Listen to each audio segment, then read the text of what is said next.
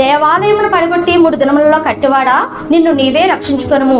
మార్గం గుండా పోయిన వారు ఆగిపోయి ఏం మాట్లాడుతున్నారండి? దేవాలయం పడగొట్టి 3 దినములలో కట్టువాడా అని అడుగుతున్నారు. అంటే ఈ మార్గంగా వెళ్ళిన వారిని దేవుడు ఏమైనా సిలువ వేసినప్పుడు, అమ్మ మీరు ఆగండి, నేను సిలువ వేస్తున్నానని దగ్గరగా కేకేసి నన్ను రక్షించిన పైన సిలువ మీద నుండి ఏసై కేకలు వేశాడండి? వేయలేదు కదా. మరి వాళ్ళ త్రోవను వాళ్ళు పోకుండా, వచ్చిన వాళ్ళు వచ్చినట్టు వండుకుంటా, చూసిన వాళ్ళు చూసినట్టు వండుకుంటా ఆగిపోయి అక్కడి నుంచి ఏమంటున్నారు? దేవాలయంలో పడగొట్టి 3 దినములలో లేపువాడా అని అడుగుతున్నారు. అంటే వచ్చిన వారికి యేసు ప్రభుని చూసినప్పుడు ఏమని అర్థమైందండి?